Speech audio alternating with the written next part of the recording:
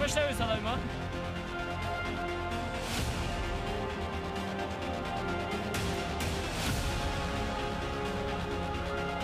कश्मीर में साजिशों का प्लान वाया अफगानिस्तान।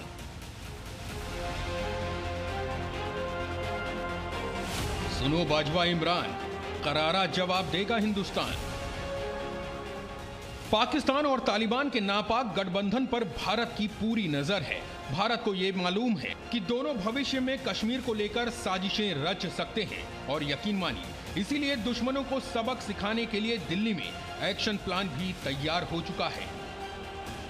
इसके संकेत मंगलवार को प्रधानमंत्री नरेंद्र मोदी की अध्यक्षता में हुई हाई लेवल मीटिंग से मिले।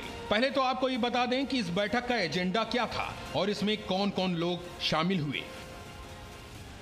तो सूत्रों के मुताबिक बड़ी बात यह है कि प्रधानमंत्री की अध्यक्षता में हुई ये बैठक अफगानिस्तान के हालात पर ही हुई, जिसमें शामिल होने के लिए गृह मंत्री अमित शाह, रक्षा मंत्री राजनाथ सिंह, विदेश मंत्री एस जयशंकर और राष्ट्रीय सुरक्षा सलाहकार अजीत डोवल प्रधानमंत्री के आवास लोक कल्याण मार्ग पहुंचे थे। और अफगानिस्तान पर करीब 2.5 घंटे तक चली इस बैठक में सूत्रों से जानकारी मिली कि पाकिस्तान जिस तरह से अफगानिस्तान में सीधे तौर पर दखल दे रहा है उसे लेकर गंभीर चर्चा हुई।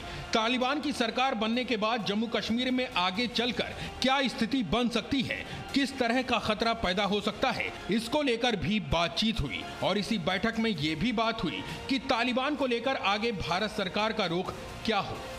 भारत को अपनी बॉर्डर्स को सिक्योर करना है जो भी डेवलपमेंट्स हुई तालिबान से, क्योंकि अब ऐसा नहीं होगा कि आतंकी चुपचाप आकर के घुसपैठिए बनेंगे।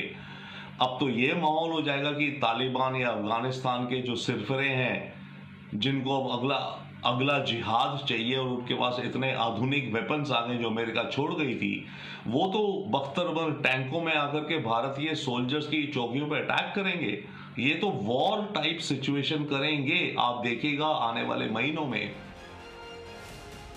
ये बैठक इसलिए भी अहम मानी जा रही है क्योंकि इससे पहले अफगानिस्तान पर जो बैठक हुई थी वो सभी दलों के साथ मिलकर हुई थी। वो एक सर्वदलीय बैठक थी जिसका मुख्य उद्देश्य अफगानिस्तान में फंसे भारतीयों को निकालने के लिए चलाए जा रहे मिशन की जानकारी देना था। लेकिन ऐसा पहली बार है जब मोदी सरकार ने कश्मीर में खतरा वाया काबुल को भांपते हुए ये अहम बैठक की और हर मोर्चे पर रणनीति बनाने की कोशिश की। इसे आप ऐसे समझिए कि इस मीटिंग में विदेश मंत्री शामिल थे, मतलब पाकिस्तान और तालिबान को कूटनीतिक स्तर पर जवाब कैसे देना है ये खाका उन्होंने तैयार किया होगा। बैठक में रक्षा मंत्री राजनाथ सिंह भी शामिल थे, मतलब ये कि बॉर्डर पर दुश्मनों को जवाब कैसे देना है उनकी तरफ से इसकी चर्चा की गई होगी। बैठक में गृह मंत्री अमित शाह और राष्ट्रीय सुरक्षा सलाहकार अजीत डोवल भी थे, जिसका मतलब ये हो सकता है कि पाकिस्तान और तालिबान की किसी भी साजिश पर कश्मीर के अंदरूनी खतरों से कैसे निपटना है इसकी योजना भी बनाई गई होगी।